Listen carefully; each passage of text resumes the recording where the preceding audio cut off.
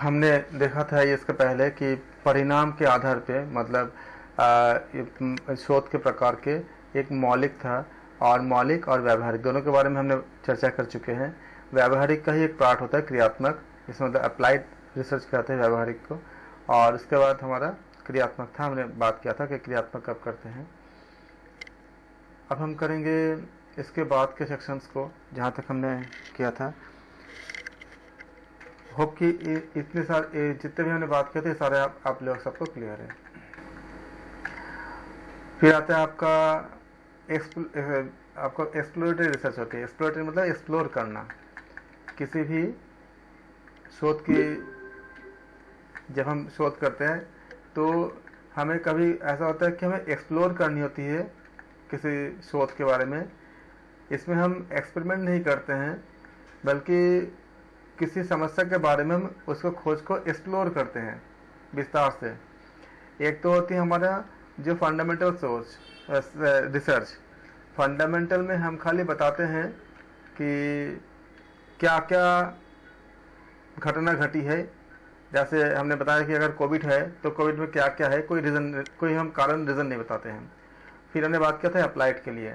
अब होती है हम एक्सप्लोर करते हैं, इसको कहते हैं एक्सप्लोरेटरी रिसर्च कहते हैं इसको। ये अगर हम पहले इंग्लिश में बात करेंगे तो exploratory research is the process of investigating of a problem that has not been studied thoroughly investigated in the past, जिसके बारे में पहले बहुत ज़्यादा विस्तार से कोई मतलब खोज नहीं किया गया है। जैसे कोविड के बारे में पहले बहुत ज़्यादा कोई खोज नहीं किया गया है।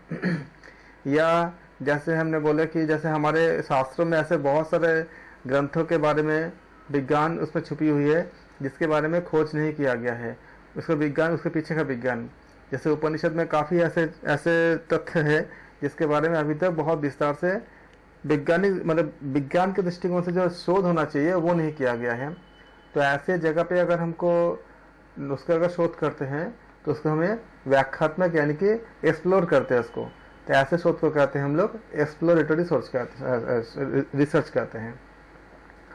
Exploratory research type of research is usually conducted to have better understanding of the existing problem but usually doesn't lead to a conclusive result. Exploratory research is the preliminary research to clarify the exact nature of the problem to be solved. जो समस्या हमारे सामने है उसका nature कैसा है, तो इसको हम व्याख्यात्मक या एक्सप्लोरेटरी रिसर्च में हम इसको फाइंड करते हैं। इसका टारगेट क्या होता है, गोल क्या होता है? The goal of the exploratory research is to formulate the problem, clarify the concepts, form the hypothesis. Hypothesis को फॉर्म करने के लिए होता है कि कोई समस्या को बारे में हमें उसका कोई अगर फॉर्मूलाज है उस फॉर्मूला को डेवलप करना, क्लैरिफाई करना, उसके थ्योरी यानी सिद्धांत को डेवलप करना, कॉन्सेप्ट को डेवलप करना, और पर्टिकुलर कोई जो हाइपोथेसिस है उसके साथ उसके रिगार्डिंग हम इसको करते हैं।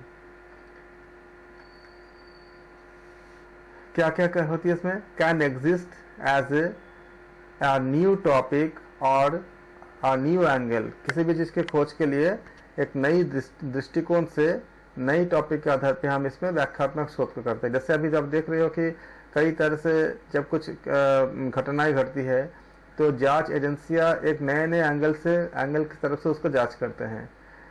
या जब हमारे पास कोविड आई तो कोविड में क्या हो सकता है, क्या कोविड जानलेवा है या कोविड कितने मतलब अलग अलग एंगल से हम इसको जांच करते हैं। क्या ये छुआछूत की बीमारी है, क्योंकि बहुत सारी बीमारी जैसे एड्स वगैरह छुआछूत की नहीं होती है। तो ये सारी चीज़ों को हम इसमें से हम फाइंड करते हैं, एक नए एंगल से हम इसको शोध को शुरू करते हैं। ये अनस्ट्रक्चर होता है क्योंकि हमको पता नहीं होता कि क्या होने वाला है। कल हम बात किए थे स्ट्रक्चर और अनस्ट्रक्चर के बारे में। तो जहाँ पे आपका एक्सप्लोरेटरी रिसर्च के बारे में बात आएगी तो आप इसका जो मेन जो लक्षण क्या होता है, इसका फीचर्स क्या होते हैं, इससे हम नई टॉपिक को डेवलप करते हैं। ये तीन बात की याद रखिएगा कि हम इसको कहाँ पे यूज़ करते हैं। कोई फॉर्मूले को किसी प्रॉब्लम के जो फॉर्मूला है उसको जनरेट करने के लिए, अगर कोई क्योंकि उसके बारे में ज़्यादा कुछ शोध पहले हुआ नहीं है तो हमें उसके लिए कॉन्सेप्ट को बनाने पड़ेंगे। आगे हम पढ़ेंगे उसको ग्राउंडेड थ्योरी कहते हैं, जिसके आधार पे हम एक कोई नया कॉन्सेप्ट को हम डेवलप करते हैं। तो उसमें हम इसको क्या करते हैं, इस शोध में इसमें हम कॉन्सेप्ट को डेवलप करते हैं। जैसे मान लीजिए कि अभी जो मिसाइल्स वगैरह बन रही है तो हाइपरसोनिक बन रही है, तो हाइपरसोनिक मिसाइल के जो नए जो थ्योरीज होंगे, कॉन्सेप्ट्स होंगे, उसको उस पर जब शोध किया जाएगा तो क्या कहो वो एक्सप्लोरेटरी रिसर्च ये कहलाएगा। और उसके हाइपोथेसिस वगैरह हम इसमें डेवलप करते हैं। इसके क्या फीचर होते हैं, ये एक्सप्लोरेटरी रिसर्च क्या होती है, ये can exist A new topic और ए न्यू एंगल। इसका पूरा रट एकदम याद कर लीजिएगा, पूरा रट लीजिएगा इसको।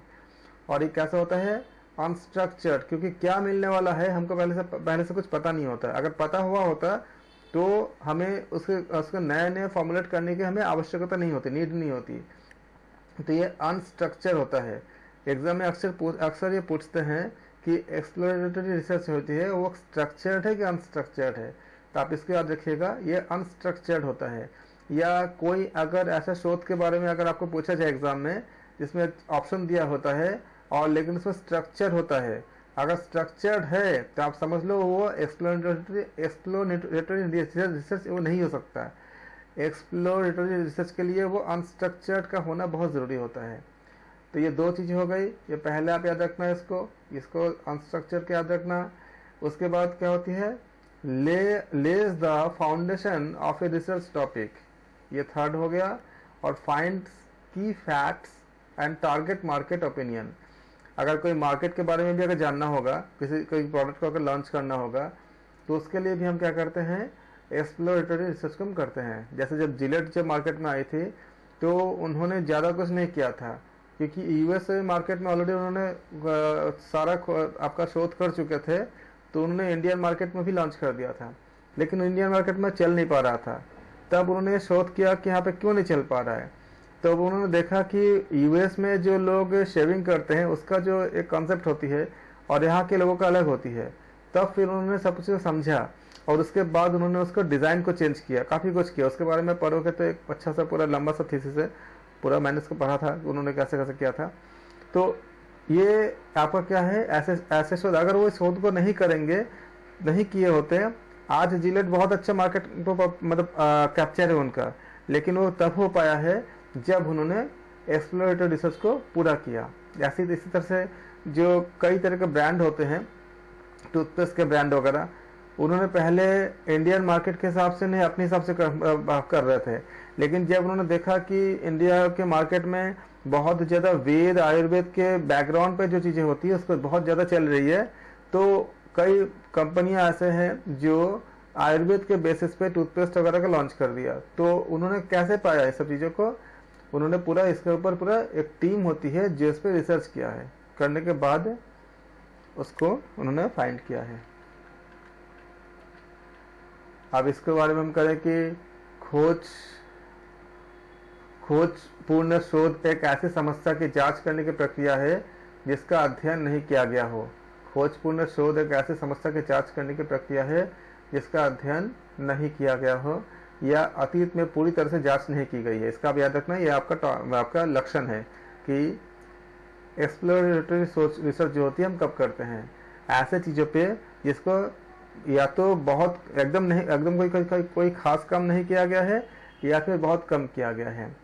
खोजपूर्ण प्रकार का अनुसंधान आमतौर पर मौजूदा प्रॉब्लम्स को, समस्या को बेहतर समझ के लिए आयोजित किया जाता है, लेकिन नॉर्मली आमतौर पे इसका कोई निर्णायक परिणाम नहीं निकलता। इसके हम खाली एक शोध तो करते, रिसर्च तो करते हैं, लेकिन बहुत ज़्यादा कोई डिसिसिव रिजल्ट नहीं निकलता इसमें।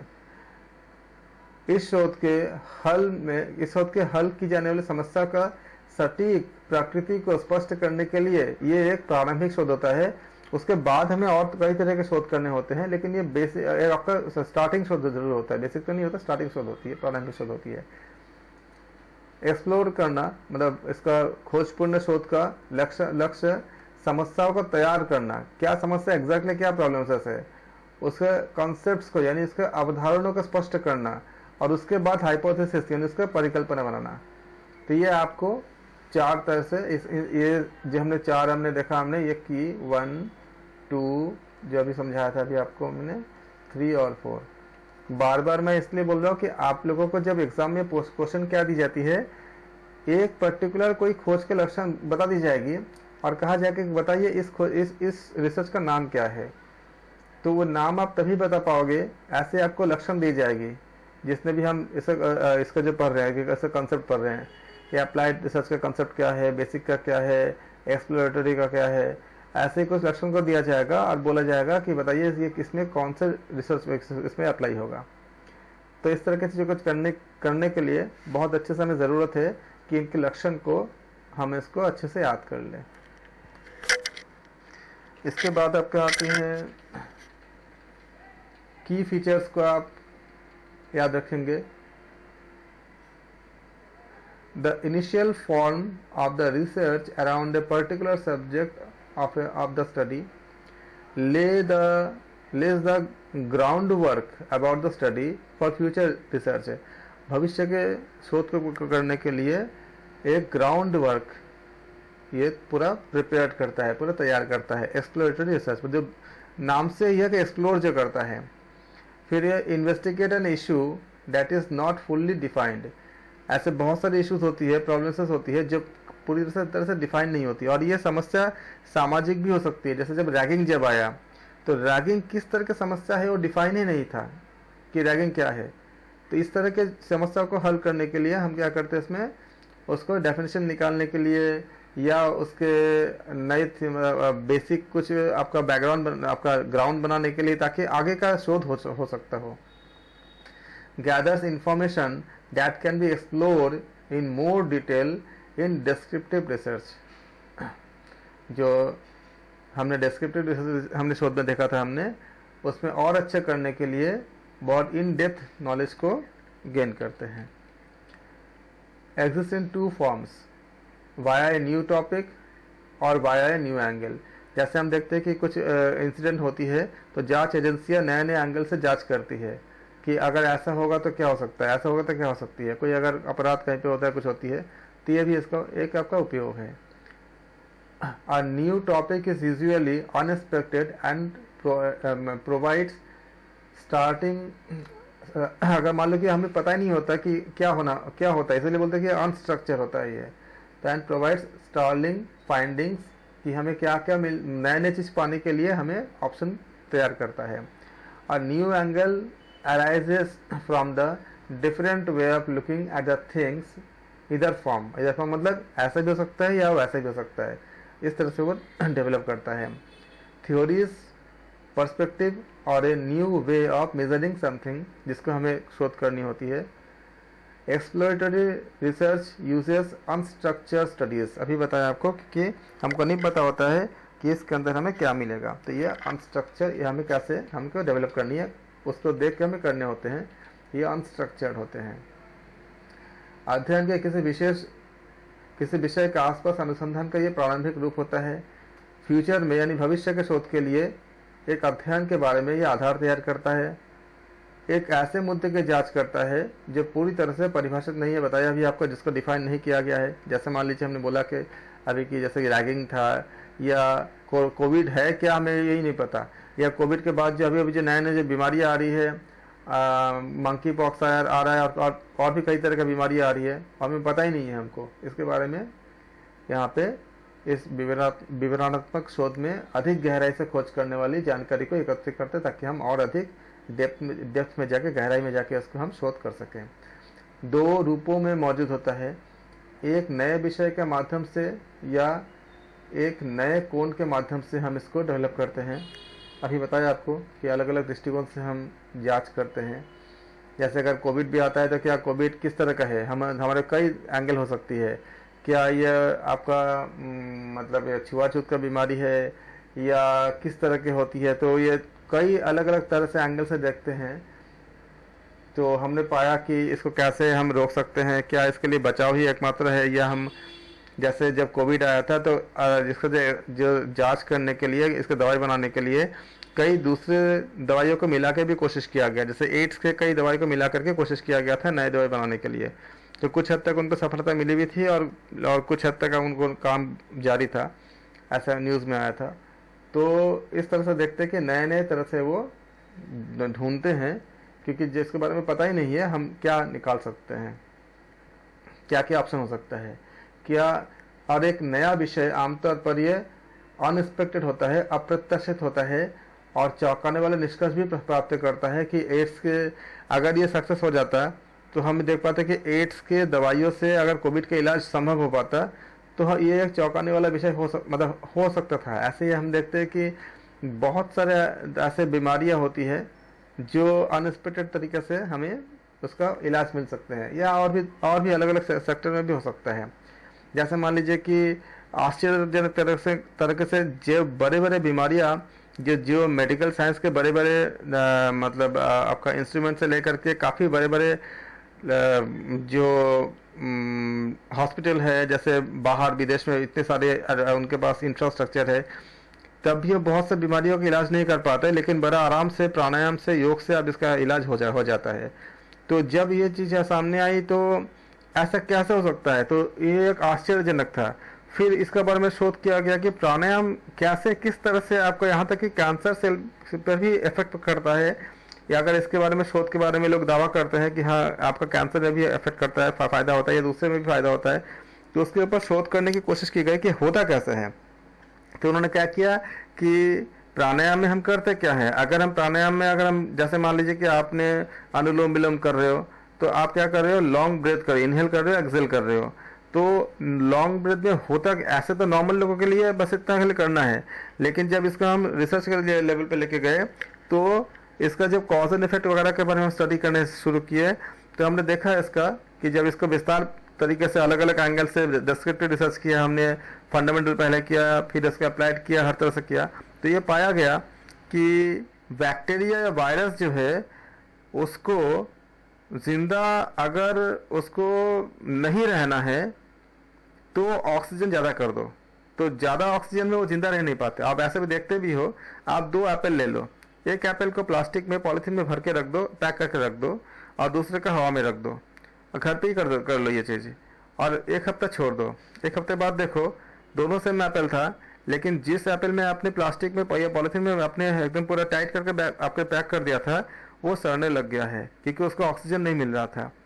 और अगर बाहर रखते जो रखा हुआ है वो नहीं सड़ रहा है, तो वो उतना खराब नहीं हुआ जितना कि आपका प्लास्टिक के अंदर का हुआ है।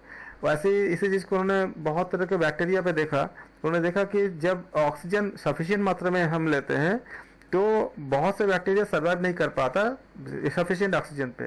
तो जब हम प्राणायाम करते हैं तो इनहेल और एक्सेल जब करते हैं, जब कुंभक में लगाते हैं, तो कुंभक के पूरे साइंस वहाँ पे आपका, आप इसको देखना क्योंकि बहुत लंबी साइंस है, मैं अगर बताने चाहूँगा तो बहुत समय लग जाएगा। तो कुंभक लगाने से किस तरह से आपका जो है इतनी फ़ायदा क्यों होता है, और क्यों बताया गया कि आपका जो जितने तरह के अंतर कुंभक बाह्य कुंभक जो आप पढ़े हो या पढ़ोगे, उसका साइंस क्या है उसके पीछे का। और जब हम इनहेल करते हैं तो इतने ऑक्सीजन मात्रा में जो बहुत ज़्यादा नॉर्मल हम सांस में जितना हम ऑक्सीजन लेते हैं उसके कई गुना हम अगर डीप ब्रीथ करते हैं उसमें ले लेते हैं, तो उसके बाद वो ऑक्सीजन का लेवल इतनी ज़्यादा सफिशिएंट हो जाता है कि उसमें बहुत से बैक्टीरिया या बहुत से आपका जो आपका मतलब हमारे बॉडी को हार्म करने वाले जो पैरामीटर्स होते हैं, जितना भी आपका वायरस बैक्टीरिया होते हैं, उनमें से बहुत मर जाते हैं, वो सर्वाइव नहीं कर पाते, तो मर जाते हैं, तो हम उसमें हम क्योर हो जाते हैं। तो ये चौंकाने वाली चीज़ होती है, एक आश्चर्य करने वाली चीज़ होती है, इसी को बताया गया। इसी तरह से आप कुंभक के बारे में, अगर विज्ञान के बारे में जिनको आप लोगों में से जिनको क्यूरियोसिटी है कि ये कैसे काम करता है, पढ़ना आपको बहुत ज़्यादा अच्छा नॉलेज मिलेगा। अगर आपका एनाटॉमी का बैकग्राउंड होगा तो और अच्छे से आप समझ पाओगे बहुत ही अच्छी तरह से कि कुंभक कैसे, कुंभक में हम जब करते हैं, हम जो रेशियो बताते हैं कि 1:4:2 का रेशियो बताते हैं, उस रेशियो एग्जैक्टली उसी रेशियो में कैसे काम करता है, इन सब के वो बहुत ज़्यादा डिटेलिंग है। तो ये एक आश्चर्यजनक तरीका है कि हमें कुछ नहीं है, अपने ही शरीर के अपने ही खाली ब्रीदिंग के साथ करने होते हैं, और हमें न तो कहीं बाहर जाने होते हैं, ना कुछ एक्स्ट्रा इंस्ट्रूमेंट की ज़रूरत होती है, या इसमें पैसे का कोई ज़्यादा खर्च नहीं होती है, तो इतने आराम से हम कर सकते हैं। तो ये सारे जो नए जो चीज़ें हमें मिला, हमको नया जो हमें तरीका मिला, ये एक एग्जांपल है कि हम अप्रत्याशित तरीके से आमतौर पे एक नया विषय आमतौर पर अप्रत्याशित होता है और चौंकाने वाला निष्कर्ष प्रदान करता है। होप कि आपको इस एग्जाम्पल से आपको क्लियर हो गया क्या बोलना चाहते हैं। चीज़ों को देखने के विभिन्न तरीकों से एक नया दृष्टिकोण उत्पन्न होता है और वे एक सैद्धांतिक दृष्टिकोण या किसी चीज़ को मापने के लिए नए तरीके होते हैं। जैसे हम बोलते हैं किसी चीज़ को नापने के लिए नए तरीके, नापने के लिए तरीके मतलब जैसे कोई कितना खुश है या कितना दुखी है, इसको कैसे नापेंगे, तो वो बोलते हैं कि आप रेटिंग कर दो, तो उस तरह से आप इसको नाप सकते हो, एक तरीके हैं। या जब बहुत पहले जब हीट के ऊपर जब काम किया गया तो टेम्परेचर को किस में मेज़र करें, उस समय कोई ज़्यादा वो नहीं था। उसके बाद उसके लिए सेल्सियस स्केल आया, फिर आपका फ़ारेनहाइट आया, फिर आपका केल्विन स्केल आया। इस तरह से नए नए चीज़ों का हम खोज करते हैं, तो उसके नापने के नए नए तरीकों को ढूंढते हैं। खोजपूर्ण अनुसंधान असंरचित मतलब अनस्ट्रक्चर्ड अध्ययनों को उपयोग करता है। कि इतने सारे बात आपको क्लियर हो गया। इसको आप लोग नोट करेंगे, नोट करके आप जितने याद करेंगे इन फीचर्स को, आपको एक क्वेश्चन सॉल्व करने में उतनी ही आसानी होगी। फिर आपका आता है इसमें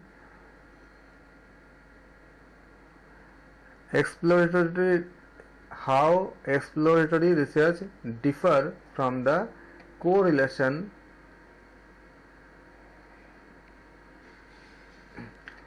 कोरिलेशन क्या होती है, एक दूसरे के साथ संबंध होती है। संबंध मतलब जैसे हमने कहा कि अगर भस्त्रिका प्राणायाम करते हैं तो भस्त्रिका प्राणायाम करने से तनाव कम होती है, तो वाकई क्या तनाव कम होती है। अगर भस्त्रिका प्राणायाम करेंगे या बोलते भ्रामरी प्राणायाम करेंगे तो क्या तनाव कम होती है। तो हमने ये अनुलोम विलोम करते हैं तो तनाव क्या कम होती है। तो ये इसके लिए देखा गया है कि जितने आप दो ग्रुप बनाओ, एक को आप कराओ, एक को आप करने के लिए कहते हो, दूसरा अगर नहीं करता है, मेडिसिन लेता है या कुछ नहीं करता है, तो आप अंतर को देख सकते हो। तो ये आपका बताता है कि जो कोरिलेशन है क्या एक के अगर हमने ऐसा किया कि हमने 100 लोगों को लिया, हमने जिनके पास बहुत सारा बहुत ज़्यादा मतलब तनाव से ग्रस्त थे या उनको नींद नहीं आती थी, और मैंने उनको भ्रामरी कराया या अनुलोम विलोम कराया, और हम कुछ दिन बाद 15 दिन बाद या 1 मंथ बाद उनसे पूछा, उनका रिएक्शन लिया, तो पता चला कि 100 में से अगर 95 लोगों को अच्छी नींद आने लग गई है। इसका मतलब क्या हुआ, यह संबंध है कि अगर हम प्राणायाम करते हैं तो हमें अच्छी नींद आती है। उसी तरह से जब मान लीजिए कि कोई कैंसर का जो पेशेंट होते हैं उनसे पूछा गया कि आपका लाइफस्टाइल क्या है, तो उनमें से ज़्यादातर लोगों का ये थी कि वो कोई ना कोई तरह से किसी न किसी तरह से आपका या तो एक्टिव मतलब आपका खुद स्मोकिंग करते थे या फिर पैसिव मतलब दूसरे कोई स्मोक कर रहा है तो उसके धुआं को उनके पास, जैसे घर पे मान लीजिए कि कोई मेल या फीमेल अगर कोई स्मोक करते हैं तो उस घर में जो बच्चे हैं जो स्मोक तो नहीं करते, लेकिन उनके जो आपका जो वो डायरेक्ट तो सिगरेट का इस्तेमाल खुद तो नहीं पीते, लेकिन वो धुआं अंदर जाता है, तो जिसको अंदर धुआं जाता है उसको और ज़्यादा तक मतलब बीमारी होने का चांस होती है। एक तीसरी तरह का भी स्मोकिंग होता है कि उसने धुआं नहीं लिया, आपका जो स्मोक उसको अंदर उसने इनहेल तो नहीं किया, लेकिन जब घर पे कोई स्मोकिंग करता है तो उसके जो पार्टिकल होता है वो घरों के दीवारों पे, फर्नीचर्स में और सब जगह जाकर चिपक जाता है। अब वो पार्टिकल जब कोई बच्चा या कोई और इंसान जो स्मोक नहीं करता है वो जब उसका यूज़ करता है, बैठता है या उसके टच में आता है, तो उससे भी उसका टॉक्सिन उसके बॉडी के अंदर जाता है। तो इस तरह से जब हम शोध करते हैं और उसको वैसा बीमारी होने का बहुत चांस होती है जो एक स्मोकर को होता है। इसलिए हम तो ये सबसे अपील करेंगे कि एक तो स्मोक ना करे, और जो एकदम करता है तो घर पे ना करे, क्योंकि घर पे एक छोटे बच्चे से लेके बुजुर्ग तक सबको इफेक्ट होता है, भले ही स्मोक करते समय वो सामने रहे या ना रहे। कई तरह के पैसिव आपका स्मोकिंग होती है, इसका इफेक्ट पड़ता है। तो ये सारे क्या करते हैं, आपका कोरिलेशन है कि अगर किसी को अगर ज़्यादा कोई अगर जितनी ज़्यादा सिगरेट पिएगा उसका लंग उतनी ज़्यादा ख़राब होगा, और वो एक समय ऐसा आता है कि लंग में से ऑक्सीजन को एब्जॉर्ब करने की कैपेसिटी बहुत कम हो जाता है, और बॉडी में अगर ऑक्सीजन नहीं जाएगा तो अभी हमने बताया कि एक बहुत बड़ी शोध में ये पता चला कि less oxygen is the cause of maximum diseases. अगर लेस ऑक्सीजन बॉडी में जाता है तो वो रीजन होता है कि मैक्सिमम डिजीज के होने का, क्योंकि उसका वायरस या बैक्टीरिया मर नहीं पाता अगर ऑक्सीजन कम जाएगा। तो क्या हो जाएगा, इससे डायरेक्ट आपका रिलेशन है कि कैंसर जैसे आपका बीमारी का होने का। और ये पाया भी गया है कि जितने लोगों को कैंसर होता है उनमें से ज़्यादातर लोग जो है स्मोकर्स होते हैं या इस तरह के कुछ होते हैं। अभी भी जो कोविड हुआ है ये देखा गया था कि कोविड उनको ज़्यादा इफेक्ट कर रहा था जो पहले से किसी बीमारी से आपका इफेक्टेड थे, जैसे किसी को डायबिटीज़ है, किसी को और किसी तरह का बीमारी है। तो ये भी क्या है, आपका को रिलेशन है कि अगर पहले आपको कोई बीमारी किसी को रहता है तो उसको इम्यूनिटी उसका अब क्यों होता है, क्योंकि इसका इम्यूनिटी थोड़ा कमज़ोर होता है, और जिसके पास इम्यूनिटी कमज़ोर होगा उसको कोविड ज़्यादा अटैक करता था, उसको ज़्यादा होने की चांस होती थी। तो ये क्या है, आपका को रिलेशन है, एक सह संबंध कहते हैं इसको हिंदी में, सह संबंध है। होप कि आपको सबको क्लियर हो गया होगा किससे कहते हैं को रिलेशन। को रिलेशन दो तरह की होती है, एक पॉजिटिव और नेगेटिव। लेकिन को रिलेशन के जब चैप्टर्स हम पढ़ेंगे उसमें बहुत डिटेल में पढ़ेंगे कि वो कैसे कैसे हम उसको निकालते हैं, उसके निकालने के अलग से तरीके भी होते हैं, उसके कोफिशिएंट भी होते हैं, उसके नंबर्स होती है, उससे हम तय करते हैं कि जो हम कोरिलेशन निकाल रहे हैं वो वैलिड है कि नहीं है। उसके वैल्यूज़ निकालते हैं, न्यूमेरिकल वैल्यू होती है, उसे वहाँ पे बात करेंगे। होप कि इतनी बात आपको क्लियर हो गया होगा। अगर नहीं कुछ डाउट हो तो आप मैसेज कर सकते हो, मैं आपको एक्सप्लेन कर दूंगा। Exploratory research differ significantly from the other main types of research methods such as correlational research and experimental research। समझा दिया आपको कि कैसे अलग होती है। Exploratory research provides the foundation, इसी का आपको याद करनी है कि क्या प्रोवाइड करता है, ये फाउंडेशन करता है, आपका बेस तैयार करता है, हाइपोथेसिस तैयार करता है, हाइपोथेसिस और discovery about a problem the researcher suspect is present. Thus, it is the very first form of the research required to conduct over an unstudied or unknown topic। तो main क्या है आप याद रखोगे, ये सब आपका जो की वर्ड है, अनस्टडीड हो गया, अननोन टॉपिक हो गया, फिर आपका अनस्ट्रक्चर्ड हो गया, फिर आपका हाइपोथेसिस को जेनरेट करता है, ये आपका कई तरह के आपका थ्योरीज का आपका मतलब वो फाउंडेशन करता है, मतलब वो बनाता है नया थ्योरीज को। ये सब कीवर्ड आप याद रखोगे जिससे आपको अलग क्वेश्चन से इसको अलग कर पाओ। जब आपके पास 4 ऑप्शन होंगे तो आप इस ऑप्शन को सही से चूज कर पाओ। Correlational research differs from exploratory research is in that one of the latter form of research, whereas exploratory is the most preliminary kinds of the research। अब इसको हम देखेंगे कि इसको अन्वेषक कहते हैं। अन्वेषक अनुसंधान अन्य मुख्य प्रकार के अनुसंधान विधियों जैसे कि सहसंबंधी मतलब कोरिलेशनल, जिसका अभी हमने इतना डिस्कस किया कोरिलेशन का। साथ में आपको प्राणायाम का थोड़ा सा विज्ञान भी बताने की कोशिश किया कि कैसे प्राणायाम हमें बॉडी के अंदर कैसे जाके वर्क करता है। जो मैंने बताया वो एक्चुअली यही रीज़न, ये वन ऑफ द रीज़न है।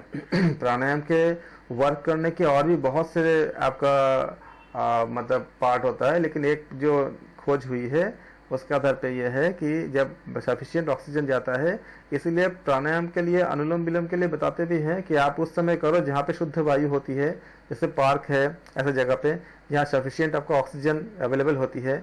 इसलिए अनुलोम विलोम उस समय ऐसी जगह नहीं करना चाहिए जहाँ पे कार वगैरह की बहुत पॉल्यूशन है, धुआं है, स्मोक है, या जिस समय आपका मतलब वेदर क्लियर नहीं है, बहुत फॉग वगैरह है, उस समय आपको अनुलोम विलोम नहीं करना चाहिए क्योंकि वो अंदर जाती है बॉडी आपका इनहेल के साथ। ये सारे सावधानी बरतनी चाहिए और इसके बाद आपको करना चाहिए। अगर करते भी हो तो उस समय पार्क में नहीं जाना चाहिए, क्योंकि अगर आपका ज़्यादा फॉग है या ज़्यादा अगर आप आसपास अगर मान लीजिए कि बहुत से गाड़ी वाड़ी का अगर मतलब कार वगैरह चल रही है या ऐसे पॉल्यूशन बहुत ज़्यादा है, तो उस समय आपको ध्यान रखना चाहिए कि आपको पॉल्यूटेड एयर आपके बॉडी में ना जाए।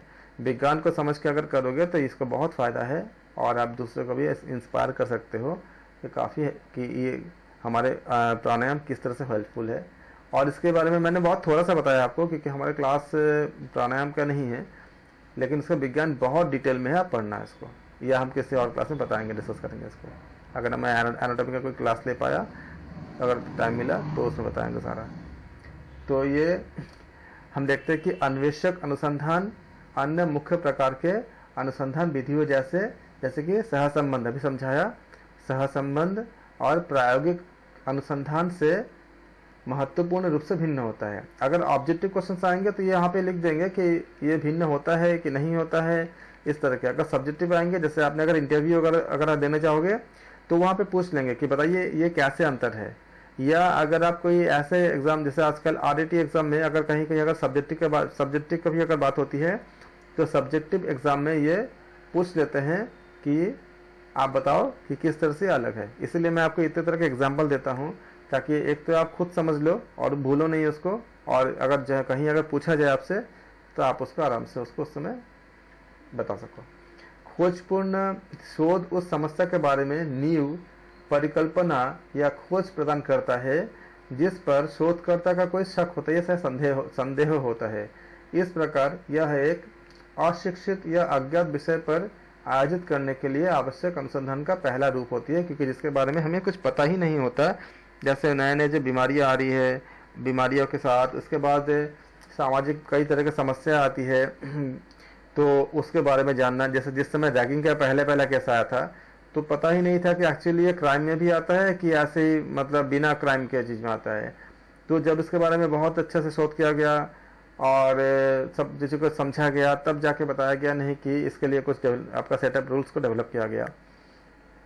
उसी तरह से जो सामाजिक समस्याएं आती है कि पहले ऐसा नहीं था कि अगर कोई प्रेग्नेंट लेडी अगर अल्ट्रासाउंड अगर करने के लिए जाएंगे तो उनको मना ही नहीं था पहले। लेकिन समस्या क्या आई कि अगर कोख में अगर बच्ची होती है, लड़की होती है, तो बहुत जगह पे उसको लड़की को गिरा देते हैं या उसको जन्म नहीं होने देते। तब इस समस्या को जब इसके ऊपर जब आपका उससे क्या हुआ था, उससे ये हुआ था कि जो हमारे जो लिंग अनुपात, यानी कि जो जितने जैसे 1000 लड़कों के साथ जितनी लड़कियां होना चाहिए, नेचर उसका बैलेंस करके ही भेजता है। लेकिन अगर हम उनको जन्म ही नहीं होने देंगे तो वो अनुपात बिगड़ जाती है, तो बहुत तरह के सामाजिक समस्याएं पैदा हो जाएगी। तो उस समय ये सब चीज़ों को देखते हुए नए आपका खोज हुआ और इसके साथ इसके लिए नया आपका कुछ तरह के कॉन्सेप्ट को डेवलप किया गया और फिर बताया गया कि अगर किसी प्रेग्नेंट लेडी को अगर अल्ट्रासाउंड कराने होंगे तो उसके लिए डॉक्टर का प्रिस्क्रिप्शन चाहिए, आधार कार्ड चाहिए, ये सब चीज़ें, कि अगर कोई मेडिकल इश्यू है तभी करा सकते हैं, ऐसा नहीं कर सकते आप। इसे मतलब आप उसको जान नहीं सकते कि आपके कोख में जो संतान है वो लड़का है कि लड़की है। इसको अपराध की श्रेणी में रखा गया। तो ये कब रखा गया? ऐसे तो तुरंत नहीं रखेंगे। जब इसके बारे में अच्छे से शोध किया गया, संबंध को समझा गया, समस्या को समझा गया, तब जाके उसके लिए एक सेटअप रूल को डेवलप किया गया। तो ये इस तरह से हम इसको हम इसको अपने शोध संबंधित जो समस्याएं होती है उसमें हम इसको उपयोग करते हैं। सह संबंधित शोध खोजपूर्ण शोध से इस मायने से अलग है कि यह बाद के रूपों में शोधों में से एक है, जबकि खोजपूर्ण सबसे ये प्रारंभिक प्रकार है। इसके बारे में हमने एग्जाम्पल बहुत अच्छे से डिस्कस कर दिया है। जब क्वेश्चंस करेंगे देखना, यही सब जो बातें मैं बता रहा हूँ उसी सब से आपको क्वेश्चंस आप मतलब सही ऑप्शन तक पहुँच पाओगे। एक हफ्ते के अंदर हम क्वेश्चन भी करेंगे जो आया हुआ क्वेश्चन से, तब मैं आपको बताऊंगा कि देखो हमने जब इतनी समय दे करके जो हमने पढ़ा था इसका कितना फायदा है कि आप क्वेश्चंस को अलग अलग करके समझ पा रहे हो।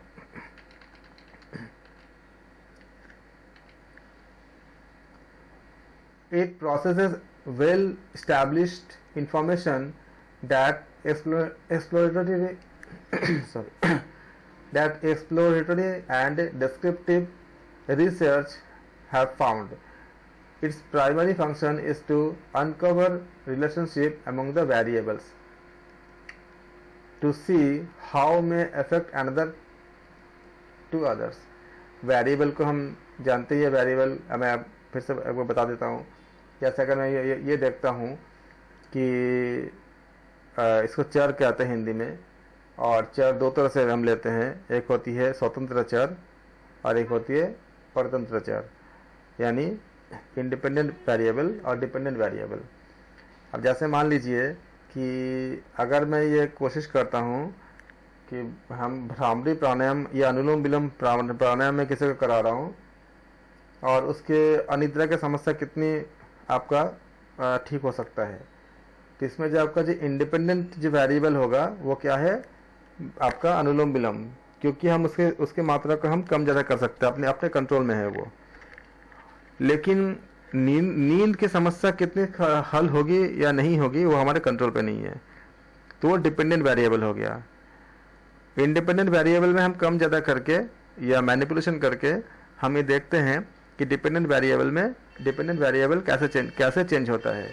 तो ये हमने जो देखा कि भ्रामरी या अनुलोम विलोम प्राणायाम ये क्या हो जाएगा आपका, जो हम जो करा रहे हैं ये हमारा इंडिपेंडेंट वेरिएबल होगा और जो आपके नींद आना या नींद का ना आने का जो समस्या है वो डिपेंडेंट वेरिएबल होगा। वेरिएबल के ऊपर हम बहुत लंबी चर्चा करेंगे आगे दूसरे क्लासेस में, अभी के लिए बता दिया कि होता क्या है। तो experimental research contrasts with the exploratory research in that it is also one of the later form of the research, if not the very final। अभी बता देते आपको, unlike exploratory research, the experimental research is far less observational or passive, rather as its name and hints it is highly experimental as it uses scientific approach on two sets of variables। अभी बता दिया कि variable क्या होती है और इसके साथ जो काम वर्क होती है वो एक साइंटिफिक अप्रोच के साथ होती है। जैसे समझाया अभी आपको मैंने कि नींद आना या ना आना या आपका डिप्रेशन कम होना या ना होना, तो डिप्रेशन का कम होना या ना होना डिपेंड करता है किस पे आपका, ये डिपेंड करता है डिप्रेशन का हमारे कंट्रोल नहीं है, हमारे कंट्रोल है अनुलोम विलोम पे। तो अनुलोम विलोम क्या हो जाएगा आपका, इंडिपेंडेंट वेरिएबल हो जाएगा और डिप्रेशन क्या हो जाएगा आपका, डिपेंडेंट वेरिएबल हो जाएगा।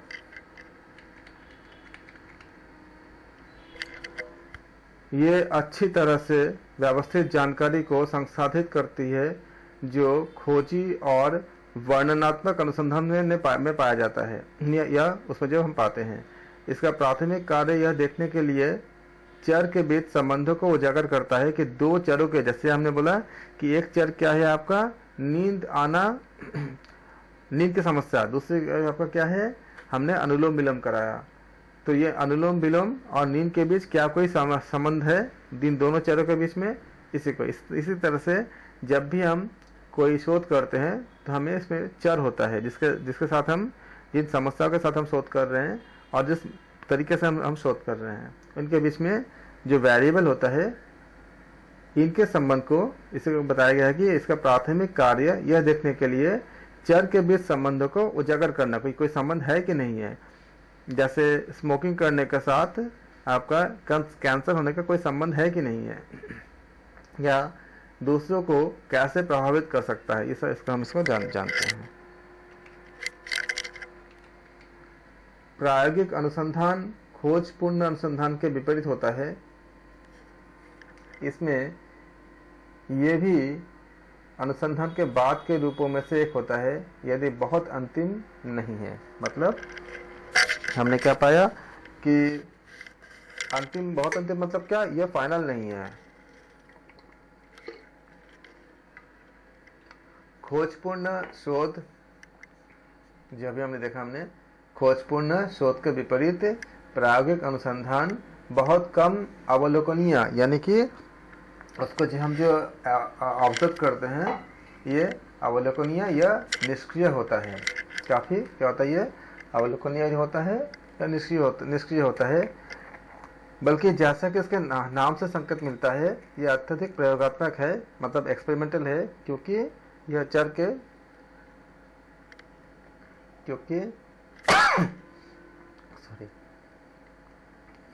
के दो सेट पर वैज्ञानिक दृष्टिकोण का उपयोग करता है।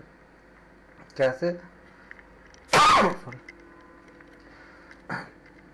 अभी बताया था मैंने आपको कि जैसे हमने देखा कि प्राणायाम के अगर हम शोध करते हैं तो प्राणायाम कैसे वर्क करता है, तो विज्ञान ये कहता है कि अगर मैक्सिमम ऑक्सीजन जाएगा बॉडी के अंदर तो बहुत से बैक्टीरिया या वायरस वो रह नहीं सकता। तो ये आपका वैज्ञानिक दृष्टिकोण है। इसी तरह से ये प्रयोगात्मक होता है, इसीलिए कहा गया है ये 2 चर के सेटों पर वैज्ञानिक दृष्टिकोण अप्लाई करता है। खाली ऐसे बोलते हैं हम, खाली कहने से नहीं, उसका जो तरीके होते हैं पूरा साइंटिफिक होता है। और ये जो प्राणायाम का जो शोध होती है वो इंडिया पे नहीं बाहर हुआ था, और बाहर के विदेश में ऐसा हुआ था, और वहाँ के जाने माने साइंटिस्टों ने इस पे काम किए थे और उन्होंने इस पे पाया, मेडिकल साइंटिस्ट जो है उन्होंने पाया कि जब आपका सफिशिएंट अमाउंट ऑफ जो ऑक्सीजन जाती है बॉडी के अंदर तो बहुत से बैक्टीरिया या वायरस मर जाते हैं, सर्वाइव नहीं कर पाते, इसलिए हम ठीक हो जाते हैं या बीमारी हो ही नहीं पाती। Exploratory research offers several benefits of researcher and businesses. इसी तरह से जब हमने बात किया था कि कोई भी जब बिजनेस मार्केट में आती है तो कई तरह के वो शोध करते हैं, क्योंकि अगर उनको पहले या जब कोई हमारे देश में मान लीजिए कि हमें अगर बेरिलियम की उत्पादन करनी है, बेरिलियम जो होती है बहुत ज़्यादा वर्क आपका काम आती है अलग अलग इंडस्ट्री में, तो बेरिलियम अगर हमारे पास कमी है तो डिफेंस इंडस्ट्री में काफ़ी आपका ज़रूरत होती है बेरिलियम की। तो हम क्या करेंगे कि हम बेरिलियम को खोजेंगे। अभी हम बेरिलियम जो है हम बाहर के देश से हम इंपोर्ट करते हैं। तो अगर हम खोजने की कोशिश करेंगे तो ये आपका क्या है, आपका ये एक हम कई तरह के रिसर्च में से इसमें हम एक्सप्लोरेटरी रिसर्च भी हम करेंगे, क्योंकि एक्सप्लोरेटरी रिसर्च क्या करता है, एक्सप्लोरेटरी रिसर्च से हम इसको पाते हैं, इसका एक थ्योरी डेवलप करते हैं और चीज़ों को हमें खोजने में हेल्प मिलती है। साथ ही साथ दूसरे तरह के भी हम शोध करते हैं ताकि हमें हमारे देश में बेरिलियम के उत्पादन की आपका जो खुद सेल्फ डिपेंडेंसी अच्छी हो जाए। और इसके वजह से कई कंट्री का ज़रूरत है, क्योंकि इसका डिफेंस में बहुत यूज़ होता है। तो कंबाइंड फॉर्म में इंडिया और जापान ऐसे कई कंट्री कोशिश करते हैं कि हम इसको खोज के निकालें कि हमारे यहाँ पे भी मिलता है कि नहीं या कितनी मात्रा में मिलता है। तो ये आपका इस शोध का एक पार्ट होता है। However, as with all this research method, there are a few setbacks to this type of research. अब इसका एडवांटेज क्या होती है? एडवांटेज के लिए इसका अब याद करना कि एक्सप्लोरेटरी रिसर्च का एडवांटेजेस क्या होती है, एकदम पूरा लिख के रखना एकदम। enables further research on an established issue। कोई established issue के आगे भविष्य में और भी शोध हो सकता है कि नहीं हो सकता है, इसके लिए वो रूपरेखा तैयार करता है और ज़्यादा शोध करने के लिए। अनस्ट्रक्चर्ड होता है, इसको एकदम पूरा याद कर लेना कि आपका एक्सप्लोरेटरी रिसर्च जो होती है वो अनस्ट्रक्चर्ड होता है, स्ट्रक्चर नहीं होता है, क्योंकि हम एक्सप्लोर कर रहे हैं, हमें पता नहीं है कि क्या क्या मिलने वाला है। अगर पता होता तो हम एक्सप्लोर नहीं करते किसी चीज़ का। Allowing the researcher to be flexible in their study. और ये लो कॉस्ट होती है, ज़्यादा कॉस्ट नहीं पड़ती। जैसे कि एक्सपेरिमेंटल में कई जगह पे मतलब कॉस्टली पड़ जाता है, ये थ्योरी बेस्ड ज़्यादा होती है तो ये लो कॉस्ट होती है, ऐसे खर्च कम आती है। Allow the researcher to decide whether a topic is worth studying for further or not. ये स्टडी करने के बाद जो शोध करता है उनके लिए एक आपका ऑप्शन होता है कि इस क्षेत्र में हमको आगे शोध करना चाहिए या नहीं करना चाहिए। जैसे मान लीजिए कि हमें क्यों ज़रूरत पड़ी है हमें हाइपरसोनिक मिसाइल की, क्योंकि हाइपरसोनिक मिसाइल का फ़ायदा ये होता है कि क्योंकि वो आपका साउंड के स्पीड से बहुत कई गुना स्पीड से चलती है वो। तो क्या होती है कि कोई भी जो आपका डिफेंस आपका जो मिसाइल डिफेंस सिस्टम जो होती है वो इतनी ज़्यादा स्पीड होता है, एक तो रडार से पकड़ना मुश्किल होता है और किसी भी मिसाइल डिफेंस सिस्टम के लिए उसको रोक पाना मुश्किल होता है, क्योंकि उसका स्पीड इतनी ज़्यादा होती है। इसलिए कहते हैं इसका हाइपरसोनिक मिसाइल कहते हैं। तो अब ये हाइपरसोनिक मिसाइल के बारे में जब पहले हमने स्टडी किया, कुछ हफ्ते शोध किया, उसके बाद हम तय करेंगे कि हमें आगे करना है कि नहीं करना है। जैसे कई तरह के ऐसे टैंक होते हैं जिसके बारे में जब आपका डेवलप किया गया तो उसमें अगर कुछ खामियां पाई गई, सपोज कीजिए, तो अगर हमें हमारे यहाँ से ये पता चलता है कि नहीं, हमें इसके जगह पे, इतने भारी टैंक की जगह पे अगर हम हल्के टैंक का प्रोडक्शन करेंगे, अगर हम उत्पादन करेंगे तो हमारे लिए ज़्यादा बेनिफिशियल है। उसको उसको एक जगह से दूसरी जगह कैरी करना अच्छा है ये। तो उस समय हम क्या करेंगे, अगर हम चाहे तो हमारे सारे रिसर्च जो शोध के या रिसर्च करने के जितने भी इंफ्रास्ट्रक्चर है उसको हम डिसाइड कर सकते हैं कि हम हल्के टैंक को डेवलप करने में अपने रिसोर्सेज को लगाए या फिर हैवी टैंक पे ही लगा के रखें। तो ये हमारे पास ऑप्शन होती है कि आगे का ईयर्स में हमें स्टडी करना है या नहीं है। Can save value of time, valuable time, money and resources if a discovered topic is deemed unnecessary for the further research। अगर ये हमें मिल जाता है कि आगे के शोध करने की ज़रूरत नहीं है, इसके कोई अननेसेसरी है, तो हमारे जो पैसे है, रिसोर्सेस है और जो समय है वो बच जाती हैं। तो इस तरह से हमें ये बहुत हेल्पफुल होती है। इसको कुछ हद तक जैसे कोई कंपनियां होती हैं ऐसे कि कोई प्रोडक्ट को मार्केट में लाने के लिए इस तरह के कुछ पायलट रिसर्च टाइप का करती है कि थोड़े समय के लिए करती है और देखती है कि ये सक्सेस है कि नहीं है। अगर वो सक्सेस होती है तो ठीक है, नहीं होती है तो फिर उसमें हम फर्दर काम वर्क नहीं करते हैं। तो उससे क्या होगा कि बहुत ज़्यादा मात्रा में उनका जो पैसा और सब चीज़ें बच जाती हैं। जैसे अगर हम बात करें कि आपको मैं एक केस स्टडी बता रहा हूँ, इसके ऊपर रियल केस स्टडी है। किसी देश में एक मोबाइल कंपनी वाले ने यह दावा किया कि हमारा जो टावर है वो पानी के अंदर भी आप बात कर सकते हो। पानी के अंदर भी आपका नेटवर्क पकड़ता है और बहुत अच्छी नेटवर्क पकड़ता है पानी के अंदर। तो उनका ये उन्होंने पूरा खोज किया और उन्होंने उसके लिए काफ़ी ज़्यादा मात्रा में उन्होंने अपना इन्वेस्टमेंट किया, सब कुछ किया, लेकिन उनका प्लान कॉस्टली हो गया था क्योंकि इतना इंफ्रास्ट्रक्चर लगाने में उनको काफ़ी खर्च करना पड़ा था। अब मैं आपको बता रहा हूँ कि इस शोध का किस तरह से रियल लाइफ एग्जांपल से आप इसको याद करोगे।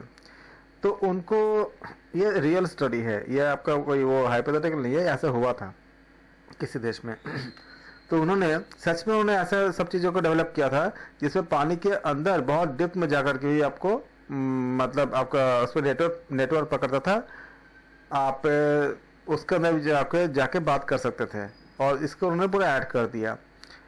मार्केट में क्या हुआ, आया भी, इसके ऊपर बहुत शोध भी हुआ, पैसा भी लगाया, लेकिन उन्होंने छोटा लेवल पे कोई नहीं किया था, उन्होंने पूरा लॉन्च कर दिया था। अब समस्या इस बात की आई कि पानी के अंदर जाके मोबाइल पर कोई बात क्यों करेगा, और कितने लोगों को जरूरत पड़ती है कि पानी के अंदर जाके बात करे। भाई जब बात करना होगा तो पानी के बाहर जाके बात करेगा। अब पानी के अंदर जाकर बात करने के लिए उस लेवल के आपको सर्विस लेने के लिए बहुत ज़्यादा पैसा चुकाने पड़ते थे। तो जब बात हमको पानी के अंदर जाकर करना ही नहीं है, हम पानी के बाहर ही जब बात करेंगे तो हम सस्ता वाला प्लान नहीं ले लेंगे, क्योंकि हमें तो वही वो उसका नीड ही ज़रूरत नहीं है। तो उस कंपनी ने बहुत बड़ा इन्वेस्टमेंट किया था और 1 साल बाद वो लॉस में चला गया, उसको बंद करना पड़ा। तो यही इस पर फ़ायदा है कि जितना भी उन्होंने इसके ऊपर शोध किया था वो अननेसेसरी था, ज़रूरत नहीं थी उसके। अगर वो छोटे लेवल पे करते इस तरह के, अगर हम पहले अगर शोध करके देख लेते कि आपका ह्यूमन नीड क्या किसी को सच में पानी के अंदर जाके उसको नेटवर्क की ज़रूरत है, भाई पानी के अंदर जाके कोई बात कौन करेगा, उसके हम बना सकते हैं, ऐसा चीज़ों को हम डेवलप कर सकते हैं कि वो पानी के अंदर भी जाके बहुत अच्छा नेटवर्क मिल जाए। लेकिन ज़रूरत है क्या, लेकिन उसको ज़रूरत नहीं थी, अननेसेसरी था, तो उनको बहुत लॉस हुआ, बहुत ज़्यादा लॉस हुआ और फिर उसका फिर बंद हो गया कंपनी। तो क्योंकि उसके कंपैरिजन में जो दूसरे जो आपका जो ISP था, इंटरनेट सर्विस प्रोवाइडर जो थे, वो बहुत सस्ते में दे रहे थे और उनसे कस्टमर का पूरा काम हो रहा था। तो ये जो लॉस हुआ है, अगर वो इस तरह के पहले रिसर्च कर लिए होते तो उनके इस लॉस से बच सकते थे। सारे कंपनी ऐसे ही करती है अभी, ताकि उनका लॉस कम से कम हो। जो भी आपका मार्केट में आपका जो कंपनी, आप देखते होंगे कि ऐसा लिख के भी आता है कि ये आपका मतलब एक आपका पायलट स्टडी, आपका ये प्रोजेक्ट है, इस तरह का लिख के आता है या कहीं कहीं पे। तो वो पहले देखते हैं छोटे मात्रा में कि ये आपके लिए, उनके लिए सक्सेस मतलब फिजिबल है कि नहीं है। helps researcher in the early stage of discovering the cause of a problem। जैसे हमने देखा अभी कि बहुत सी समस्या है, जैसे हम बोला कि कैंसर की समस्या इतनी ज़्यादा आपका देश में मतलब आगे बढ़ सकता है, पानी की समस्या बढ़ सकती है, या हमारे जो डिफेंस की जो ज़रूरत होती है उसको जिस तरह से टेक्नोलॉजी चेंज हो रही है, तो हमें आने वाले समय में हमें कैसे कैसे चुनौतियों का सामना करने पड़ेंगे, या जो बीमारियाँ आ रही है कैसे कैसे बीमारियाँ भविष्य में आ सकती है, जैसे अभी कोविड आया है, या एक नई बीमारी भी क्या मंकी पॉक्स आया है, या इस लेवल के और क्या क्या हो सकते हैं, जैसे हमारे जो जब हमारा ओजोन लेयर में जब ज़्यादा होल हो जाने से ऐसे ऐसे कुछ रेज अर्थ में एंटर हो जाती है, उससे भी क्या नए नए कोई बीमारी आ सकती है। इन सब के खोज के लिए भी हम इसका उपयोग कर सकते हैं पहले से, होने से पहले से, ताकि हम उसके लिए तैयार हो जाए। एक्सक्यूज मी सर, एक क्वेश्चन है। हाँ जी बोलिए। सर ये अभी आपने जैसे फर्स्ट पॉइंट में बताया enables further research on an established issue, हाँ जी। और अभी अभी पीछे आपने बताया था it is the most preliminary, तो ये दोनों थोड़े से अपोजिट नहीं हो गए पॉइंट्स? नहीं, ऑपोजिट इसलिए नहीं हुआ क्योंकि मैंने बोला कि ये आपका वो तय करता है, डिसाइड करता है कि आपको फर्दर करने के नहीं करने हैं। अगर ये आपको मिलता है कि हाँ इससे करने से बहुत फ़ायदा हो सकता है, तो वो मैच कर जाता है। और अगर लगता है कि नहीं ये इतने परसेंट आपको मतलब ये आपका प्रॉफिट की तरफ जाता है, इतना लॉस की तरफ जाता है, तो आप इससे एक लीनियर प्रोग्रामिंग बनाते हो, एलपीपी कहते हैं इसको, उसके ज़रिए आप डिसीजन लेते हो कि ये आपके लिए फिजिबल है कि नहीं है। इसलिए दोनों कोई करता नहीं है, दोनों पैरेलल ही है आपस में। तो जैसे कोई एस्टेब्लिश इशू है तो उस पर ऑलरेडी कुछ रिसर्च हो चुकी होंगी तभी वो एस्टेब्लिश हुआ है, तो उसके ऊपर हम फर्दर रिसर्च कर रहे हैं तो फिर ये प्रिलिमिनरी नहीं रहेगी ना? तो नहीं, वो बहुत गैप होता है ना, मतलब हमने बोला था इसमें कि बहुत कम हुई हुई है ये। जैसे मान लीजिए कि यम नियम है, तो यम नियम के इसमें बहुत ही कम नियम हुआ होगा, इतने कम है कि आपके लिए पूरा पूरा फील्ड खाली ही है। तो लेकिन अगर हुआ है थोड़ा बहुत, उसके डेटा को लेकर के आप आगे बढ़ सकते हो, लेकिन उसमें बहुत से ऑप्शन है कि जिसमें आप काम कर सकते हो। तो ये बताता है ये। ओके। खोजपूर्ण अनुसंधान के लाभ और हानि। खोजपूर्ण शोधकर्ताओं और व्यवसाय मतलब बिजनेस के लिए कई प्रकार के लाभ प्रदान करते हैं। हमने अभी बात किया कि कैसे कैसे आपका मतलब जो बिजनेस वगैरह में कैसे आपका फायदा करता है। अभी आपको मैंने एक केस स्टडी, एक एग्जांपल भी दिया कि मोबाइल के बारे में कि उन्होंने इस तरह का शोध उन्होंने नहीं किया था। इसलिए अब जो कोई जो बड़े लेवल के जो कंपनीज होते हैं वो जो मार्केट में आते हैं, तो आने से 6 महीने से 1 साल पहले तक उनका ये सब काम शुरू हो जाती है। और शुरू करने के बाद उसके बाद वो मार्केट में जैसे अगर इंडिया में किसी को कोई बिजनेस करनी है, तो इंडिया में ऐसा नहीं कि सारा कुछ सेटअप लगा दिया उसके बाद वो पता कर रहे हैं कि ऐसा होने का नहीं होना है। अगर मेट्रो का कहीं पर अगर लाइन बिछानी है, तो वो कम से कम 4 महीने या 6 महीने पहले से उसको स्टडीज करेंगे कि उस जगह पे फिजिबल होगा कि नहीं होगा। इसके लिए एक मैथमेटिकल कैलकुलेशन भी होती है, उसको हम कहते हैं लीनियर प्रोग्रामिंग कहते हैं। इसके बाद हम उसका प्रोबेबिलिटी निकालते हैं। उसके लिए कई मेथड होते हैं जो मैथमेटिक्स में हम करते हैं। बायस मेथड होती है, कई तरह का आपका उसमें प्रोबेबिलिटी के जो कॉन्सेप्ट होती है उसमें निकालते हैं। उससे हम बहुत हद तक हमें पता चल जाती है कि कितने ज़्यादा अगर मैंने इसको आगे बढ़ा तो हमारा अगर किसी वर्स कंडीशन में हमारा कितना हानि हो सकता है, क्या हम तब भी हम सर्वाइव कर सकते हैं, ये सब चीज़ें दिखाता है। जैसे कि आपको हम देखते हैं कि मार्केट में कभी कभी ऐसा होता है कि इन सब चीज़ों को अपने चैलेंजेस को सामना करने के लिए कई कंपनियां मर्ज कर जाती है। आपने देखा होगा कि आइडिया और वोडाफोन मर्ज कर गया। कब मर्ज किया? क्या वो बहुत लॉस में जाने के बाद मर्ज किया? नहीं, उनके पास, दोनों के पास ये रिसर्च था, रिसर्च पहले से मौजूद था कि अगर हम इंडिविजुअल चलेंगे तो हमें आगे जाकर क्या सामना करना पड़ेंगे। अगर हम कंबाइन हो जाएंगे तो हमारे पास इतने कस्टमर है, आइडिया के पास इतने हैं और वोडाफोन के पास इतने हैं, दोनों अगर मर्ज कर जाएंगे तो दोनों के लिए फ़ायदा होगा, ऐसा ऐसा है। तो ये सारे चीज़ करने के बाद उसके बाद उन्होंने आगे कदम बढ़ाया ताकि दूसरे कंपनियों के मार्केट में उसको वो फाइट कर सकें। तो ये इसका फ़ायदा है। और अगर उनको लगता था कि अगर ऐसा लगता कि नहीं उसका कोई ज़्यादा फ़ायदा नहीं है तो नहीं करते। ये एक स्थापित मुद्दे पर आगे के शोध को सक्षम बनाता है, जिसके बारे में अभी हमने बात किया जैसे स्थापित मुद्दे अभी मैंने आपको बताया कि आइडिया वोडाफोन ये दोनों को आपको एक मुद्दा है था कि बाकी की रिलायंस या दूसरे कंपनी के साथ एयरटेल के साथ कैसे फाइट करे। तो उनके साथ उन सब चीज़ों को इकट्ठा करके, डेटा को इकट्ठा करके उन्होंने एक देखा कि हम दोनों के पास अगर एक साथ मर्ज कर जाएंगे तो हम कैसे हमारा दोनों का ताकत जुड़ जाएगा, कस्टमर जुड़ जाएंगे और हम प्रोग्राम को अच्छे से चला पाएंगे, हमारा ऑपरेशन कॉस्ट का कम हो जाएगा। ये सब चीज़ें अभी भी देखिए, जैसे हम देखते हैं कि रेलवे कहती है कि लॉस में जाती है, तो उसके लिए भी स्टडीज़ है कि रेलवे लॉस में क्यों जाती है, क्या पैसेंजर की कमी है या क्या है, क्या रीज़न है। तो इसके सारे शोध अवेलेबल है, क्या करने से रेलवे लॉस में नहीं जाएगी। तो इसलिए कहा जाता है कि अगर प्राइवेट को दे देंगे तो एक बहुत बड़ी आपका बात हो सकती है कि करप्शन।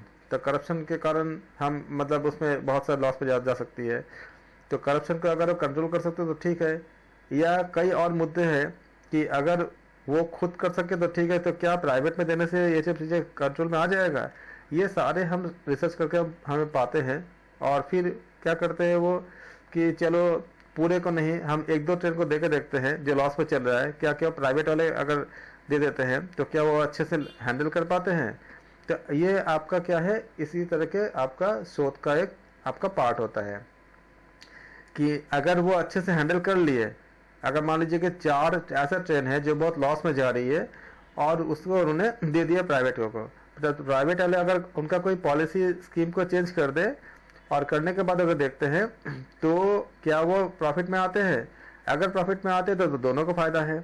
या फिर बीच का कोई रास्ता निकाल ले कि जैसे प्राइवेट वाले को दे दिया लेकिन इतना पैसा गवर्नमेंट को देने पड़ेंगे। जैसे कि हम मूवी का जो हम टिकट खरीदते हैं, तो मूवी हिट हो फ्लॉप हो गवर्नमेंट से कोई मतलब नहीं है। गवर्नमेंट को अगर आप टिकट खरीदोगे तो इतना टैक्स देने पड़ेंगे, तो उसको फ़ायदा ही फ़ायदा है। इस तरह से चीज़ों को डेवलप करता है और देखते हैं कि क्या ये वर्क कर रहा है या नहीं कर रहा है। अगर कर रहा है तो उसके अकॉर्डिंग आगे डिसीजन लेते हैं, अगर नहीं कर रहा है तो उसके अकॉर्डिंग डिसीजन लेते हैं। जैसे एक केस स्टडी बताता हूँ आपको।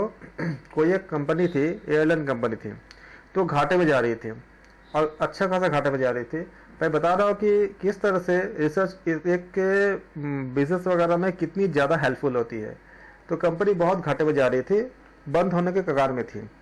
तो उसके बाद आपका शायद IIM से कोई किसी को रिक्रूट किया गया था, वहाँ से निकले हुए किसी स्टूडेंट को, या कहीं और से शायद आए थे। तो उन्होंने सब चीज़ों को बहुत अच्छे से शोध किया, जितना मैं आपको शोध के बारे में बता रहा हूँ। रिसर्च किया, करने के बाद देखा कि हम लॉस में क्यों जा रहे हैं, कॉज एंड इफेक्ट को उन्होंने स्टडी किया। तो उन्होंने एक चीज़ देखा कि इंडिया में क्या होता है कि जिस समय बहुत मतलब आपका या किसी भी देश में ऐसे ही होती है कि जब कुछ फेस्टिवल होता है या किसी ऐसे कुछ चीज़ होती है, उस समय टिकट की मारामारी होती है, लोगों को टिकट नहीं मिलता। और जब आपका नॉर्मल डे होती है तब क्या होती है, फ्लाइट पर बहुत से खाली खाली जाती है। तो इसलिए लॉस हो रही है क्योंकि फ्लाइट खाली खाली जा रही है। अगर मान लीजिए कि किसी फ्लाइट में अगर 125 अगर सीट है, तो अगर पता चलता है कि अगर 55 टिकट अगर सेल होती है तो उनका ऑपरेशनल कॉस्ट निकलती है, बाकी इससे कम अगर सेल होती है तो उनका लॉस होता है। तो अगर 55 सीट टिकट, मैं एग्जांपल दे रहा हूँ, एग्जैक्टली ये डेटा नहीं है, अगर 55 टिकट अगर नहीं सेल होता है तो उनका लॉस जाती है। तो उन्होंने क्या किया कि उन्होंने बोला कि हम एवरेज ऐसा निकालेंगे कि पूरे साल में हमारा टिकट मतलब पूरा बुक हो। तो क्या किया उन्होंने क्या कि जिस समय पीक आवर होता है, पीक आवर मतलब जैसे आपका कोई फेस्टिवल हो गया, इस तरह के कोई चीज़ें हो गई, उस समय टिकट का दाम आपको एज ए जितना अवेलेबल चीज़ें है उसके अकॉर्डिंग आप चेंज कर दो, वैरी कर दो, मतलब वैरी फिक्स नहीं रहेगा। जितनी ज़्यादा डिमांड होंगे उसके हिसाब से टिकट का दाम को उसमें बढ़ा दो, क्योंकि लोगों को जाना होगा, फेस्टिवल होगा तो खरीदेंगे ही वो। और जैसे मान लीजिए एक टिकट का दाम अगर 100 रुपये है, तो आप क्या करो, जब बहुत हाई पीक होती है, डिमांड की बहुत जब पीक आती है, तो उस टिकट को आप 150 कर दो या 200 कर दो, अकॉर्डिंग आपका कि कितनी जल्दी आप अगर एट ए टाइम टिकट लेते हो तो ज़्यादा कर दो, पहले से अगर बुक करके रखे हो तो कम कर दो, क्योंकि पहले से अगर बुक करके रखे हो तो फिर कंपनी को एक पैसा मिल जाती है, तो आप टिकट का दाम कम रखो। और अगर एट ए टाइम चाहिए आपको तो उस समय क्या किया उन्होंने कि वेरिएबल प्राइस फिक्स नहीं होगा। अगर 100 रुपये का एक्चुअल टिकट है तो आप उसमें उसको 150 रुपये कर दो, और जो 50 रुपये मिले आपको एक्स्ट्रा, जिस समय टिकट के ऑफ सीजन होती है उस समय 100 रुपये का टिकट का आप 60 रुपीज़ कर दो। तो एवरेज क्या होगा, एवरेज आपको मिलेगा, आपको 200 रुपये चाहिए था ना 2 टिकट के, तो आपको यहाँ पे मान लीजिए 150 का सेल किया आपने जब पीक सीजन था, और जिसमें आपका ऑफ सीजन था उसमें आपने 60 में सेल किया आपने, तो आपका एवरेज तो 200 रुपये मिल गया ना, आपका 100 रुपये का टिकट चाहिए था, तो फिर आपका कोई घाटा नहीं है। ये कॉन्सेप्ट को जब उन्होंने अच्छे से रिसर्च करके ये सब डेटा को इकट्ठा करके जब लगाया, तो एक्चुअली जो कंपनी जो लॉस में जा रही थी वो प्रॉफिट पे आ गई, और कंपनी तो प्रॉफिट में आ ही गई।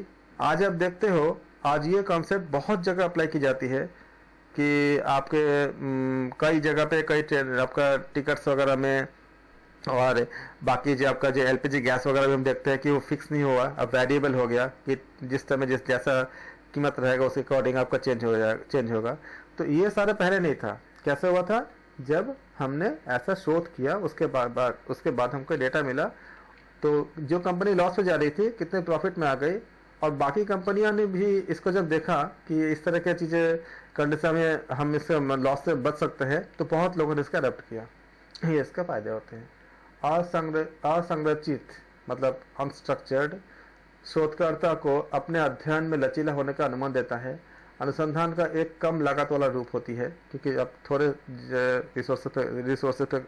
रिसोर्सेस काफ़ी कम पे करते हो। शोधकर्ताओं को यह तय करने की अनुमति देता है कि कोई विषय आगे अध्ययन करने योग्य है कि नहीं, बता दिया था अभी आपको। यदि किसी खोजे गए विषय को आगे के शोध के लिए अनावश्यक माना समझा जाए, तो उसका समय और पैसों के सेव हो सकता है, बचत हो सकता है। किसी समस्या के कारण की खोज के शुरुआती चरण में यह काफ़ी हेल्प करता है। ये इसके प्लस पॉइंट्स है, और डिसएडवांटेजेस हम कल करेंगे क्योंकि हमारे क्लास टाइम खत्म हो गया है। होप कि आप लोगों को ये क्लियर हुआ, इसको आप अच्छे से पढ़ोगे। और इसको ख़त्म होते ही हम लोग कुछ क्वेश्चंस करेंगे। एक भी चीज़ बची हुई है, कैरेक्टरिस्टिक ऑफ रिसर्च के गुणधर्म क्या होती है, इसके 12 कैरेक्टरिस्टिक होती है, उसको भी हम डिस्कस कर लेंगे किसी क्लास में। और उसके बाद हम प्रीवियस रिसर्च के क्वेश्चन करेंगे, देखेंगे कि क्वेश्चन में कैसे कैसे पूछे जाते हैं। जो एक्चुअल जो आपका एनटीए के जो पेपर में पूछे गए हैं क्वेश्चन को, इतने नॉलेज के आधार पर जितना हमने पढ़ाई ख़त्म किया है, अभी 2-3 दिन और क्लास करेंगे, उसके बाद हम कितने क्वेश्चंस करने की स्थिति में हैं।